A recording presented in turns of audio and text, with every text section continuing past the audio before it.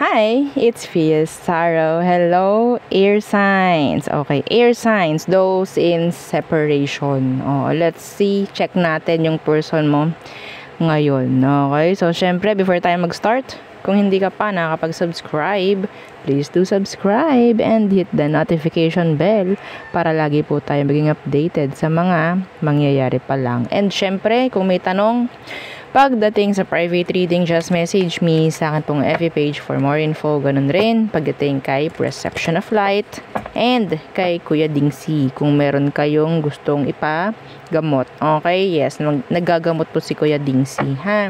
And yung atin pong second YouTube channel na Love Letter, don't forget to follow and subscribe rin. Thank you. And yeah, yung ating mga items, yung ating mga items is available or evil eye protection, ring, bracelets, necklace, meron tayo, no? And love bracelet. So anything about love, so parang siya yung mag-fix kung anong meron, kung anong kailangan i-fix. Okay? And yung ating granter necklace, taga-grant ng mga minamanifest, taga-pagbigay ng surprises. Yan si granter. And yung ating cord cutting, okay, is available rin. Okay, so yeah, kung meron pong mga tanong, message na lang po. And yeah, just be patient pagdating sa pagre-reply. Pagdating sa reply ni admin, kasi sobrang dami pong inquiries everyday. So malaki na tayong community rito, no? So, konting pasensya, ha? So, air signs. Okay, those in separation. Let's see, Gemini, Libra, and Aqua. So, unahin natin si Gemini. Okay, Gemini. Anong meron sa kanya? Anong kailangan mong malaman dito sa taong to? Anong kailangan mong malaman sa kanya? Siyempre, matik dapat nasa separation kayo, ha? Anong kailangan mong malaman sa taong to, Gemini? King of Wands. Sabi na. The Devil in reverse. Some of them, they're thinking of you sexually. Yeah. They're thinking of you. They're playing themselves while thinking of you. Playing their Kifuru and Dikiru. Yes, yo. Okay, yeah, Eight of Swords. Thinking. Sexually. Yeah. So, kamusta naman? Anong feelings niya sa'yo ngayon? Okay, tingnan natin. Their feelings pagdating sa'yo, Gemini. Ngayong nasa separation kayo, the Seven of Wands in reverse, still sabihin nating open siya, pero wala akong makukuhang energy about action, wala akong nakukuhang energy about pursuing you, parang ganyan. The Seven of Wands in reverse is saying, okay, I'm just open, no tension, parang ganyan. Seven of Wands in reverse, and the Eight of Cups. I'm still here if you need me. Hindi pa ito totally nakakaalis sa energy or sa, sabihin natin, hindi pa sila nag-move on. Okay? Hindi pa. They still want you. Some of you, nagkaroon lang kayo ng energy na nagkaroon lang kayo ng connection ito, like sex base. Yeah. Pwedeng LDR kayo nito. Nagkikita lang kayo para gumanon. May chance yung iba. Okay? So, yes. Kumusta siya? Tingnan natin, kumusta tong taong to? How are they?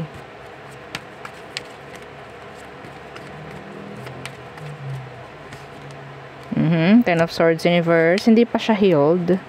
And hindi ko nakikitang nag-heal itong taong to. Why?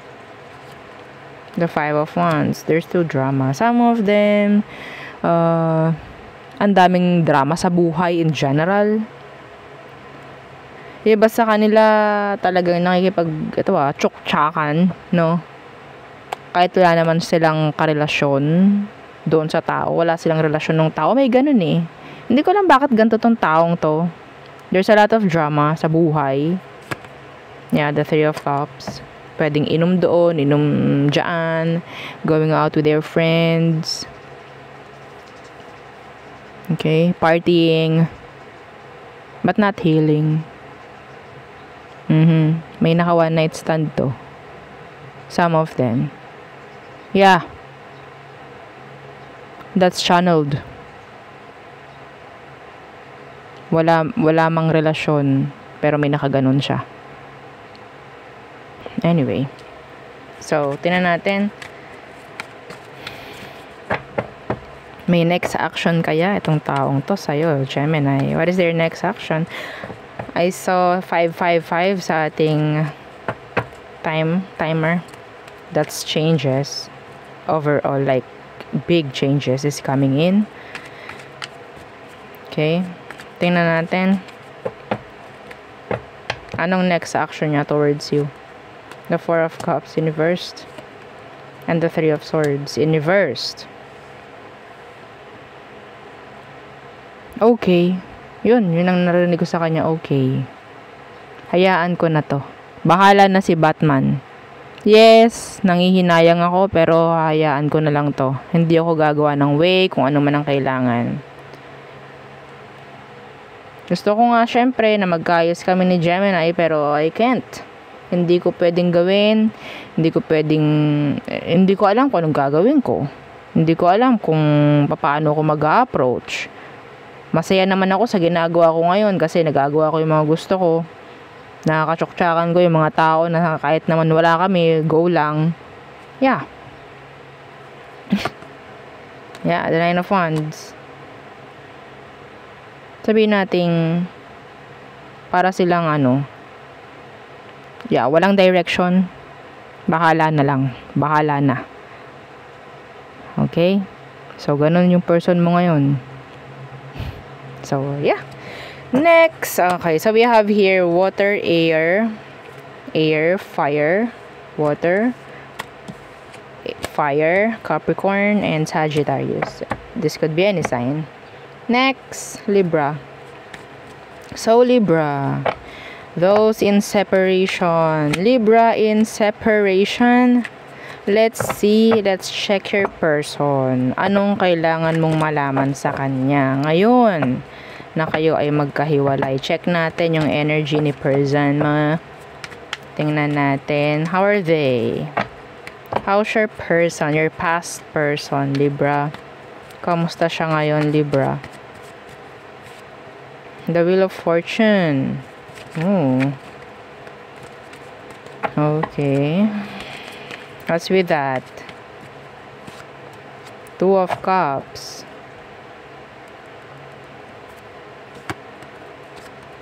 The Five of Pentacles.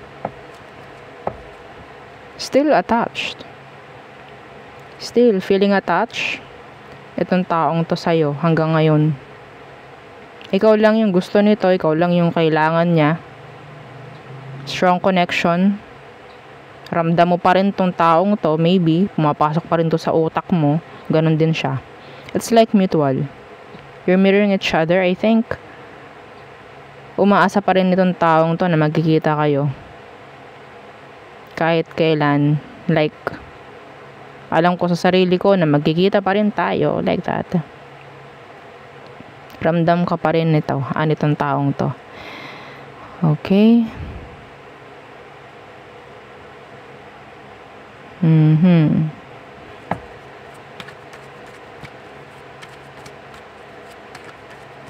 Some of them, meron silang nakatago pa rin ng mga gamit na bigay mo hanggang ngayon. And they're like staring at that. Yeah, naalala ka pa rin niya. Anyway, so anong kailangan mong malaman? Anong kailangan mong malaman dito sa taong to, sa kanya, sa situation?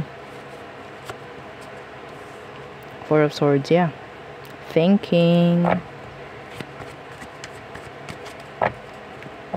Kailangan ng pahinga dito.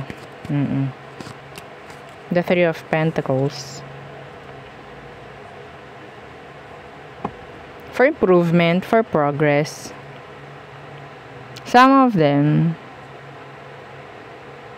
nag-iisip na rin na magkaroon ng progress sa buhay niya or improvement. Ayaw na nila na makaramdam na para silang feeling stuck.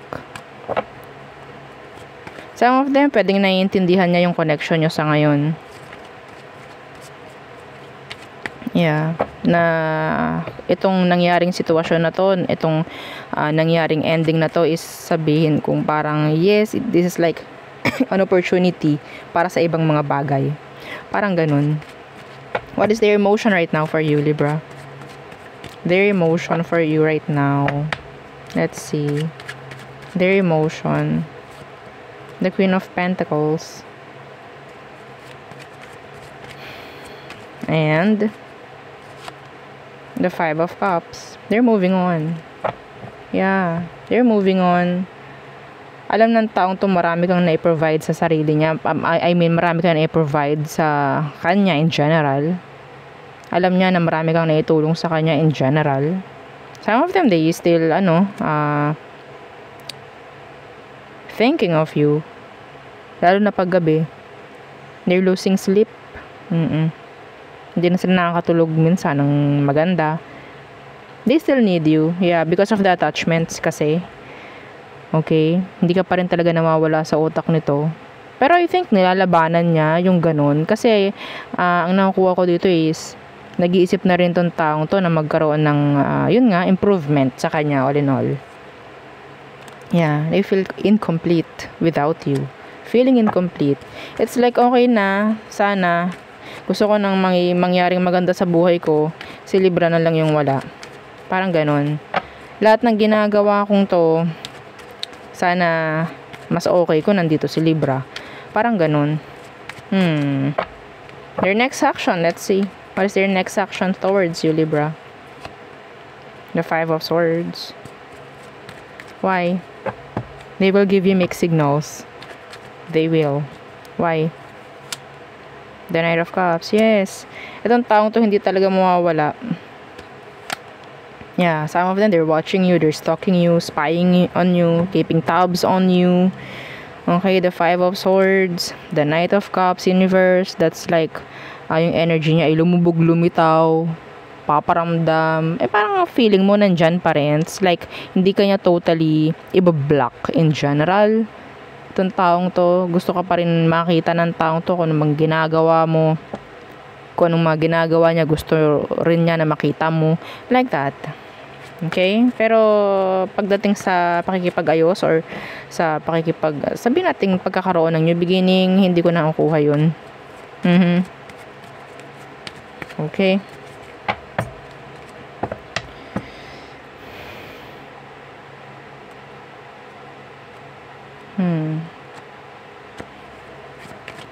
Tingnan natin.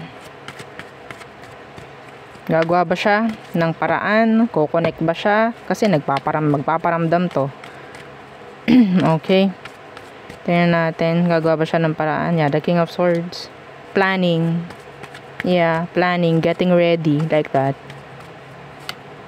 The Two of Wands. Yeah. Uy. Libra.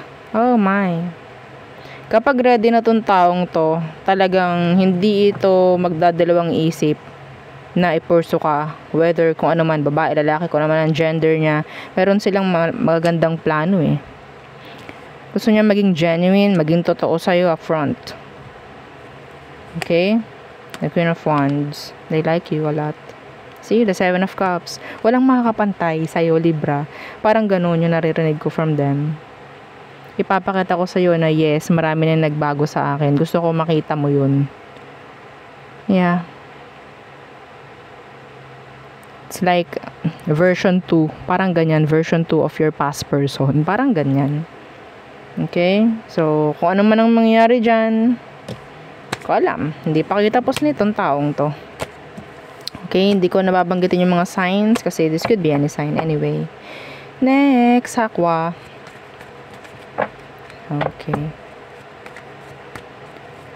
Aquarius placements. Let's see. Aquarius in separation. Check natin yung person mo. Yung energy niya. Anong kailangan mong malaman sa kanya ngayon? Anong meron sa kanya ngayon, Aqua? Anong meron sa kanya ngayon? Aquarius. Okay. The Empress. Improvement, I guess. Progress. Or may nangyayari ng mga pagbabago sa kanya, I think. Let's see. What's with that Empress? Kunin ko to. Aha, the Seven of Cups. Lahat ng ginagawa niya is sabihin nating ikaw yung motivation. Ikaw yung motivation na ginagawa nitong taong to. Ikaw yung dahilan kung bakit niya ginagawa yung mga improvement, progress. Sa ngayon. Ikaw pa rin ang gusto nito. Sa totoo lang. Yeah.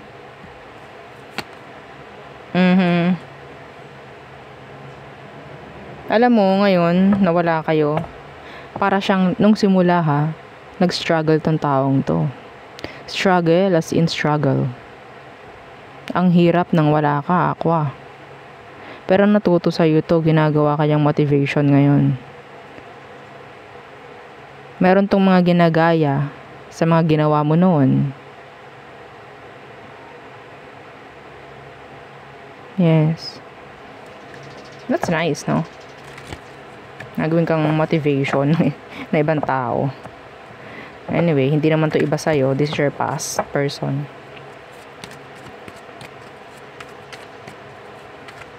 Some of them, talagang ina-admire ka pa rin hanggang ngayon. Ikaw pa rin yung gusto. Let's see. Anong kailangan nating malaman pa pagdating sa kanya? Sa situation. Tingnan natin. The Ace of Wands in reversed. The Sun. Focusing. Okay, focusing sa mga magandang bagay, sa mga positive energies, and ignoring all about negativities, ignoring delays. Ayaw nila yun. Yeah, Ten of Wands. Kumikilos tong taong to. May pagpapurso akong ginagawa.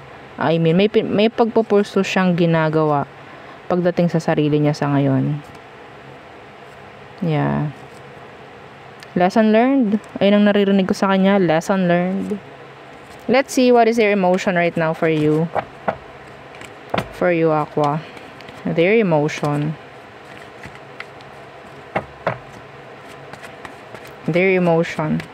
Emotion deep down for Aqua. Yeah, the Star. Still you. Ikaw pa rin ang nasa aking puso't isipan. The Star. Yeah, ina-admire ka pa rin ito. Ikaw yung motivation ng taong yan. Some of them, sabihin natin they're healing. What's with that Star? The Knight of Cups. Ay, hindi sila available kung kanino man. Hindi sila available kung kanino man. Okay, nire-reject nito yung mga sabihin nating dumarating whatsoever. They're not available. Yeah, hindi sila ready to settle down kung kanino man. Sa'yo lang, Aqua. Woo! O, diba? Next action. Let's see, what is their next action towards you, Aqua?